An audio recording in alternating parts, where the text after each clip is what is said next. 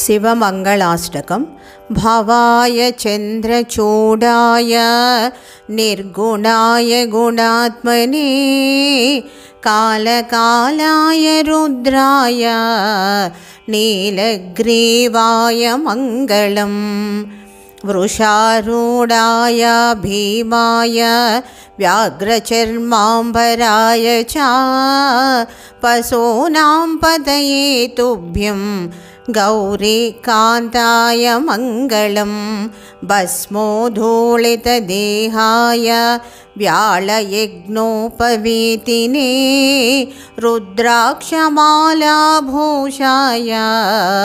व्योमकेशाय मङ्गलम् सूर्यचन्द्राग्निनेत्राय नमः कैलासवासिने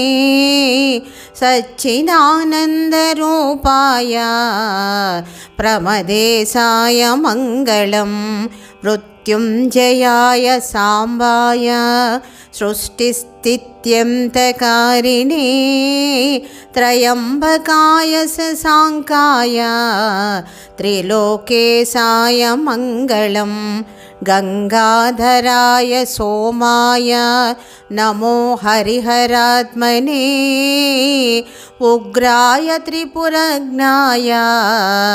वामदेवाय मङ्गलं सद्योजाताय शर्वाय भव्यज्ञानप्रदायिने ईशानाय नमस्तुभ्यं पञ्चवक्त्राय मङ्गलं सदाशिवस्वरूपाय नमस्तत्पुरुषाय च अघोराय च घोराय महादेवाय मङ्गलं श्रीचामुण्डा प्रेरितेन रचितं मङ्गलास्पदं तस्याभीष्टप्रदं शम्भो यः पठे मङ्गलाष्टकम्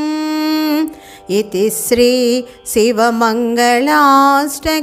सम्पूर्णम्।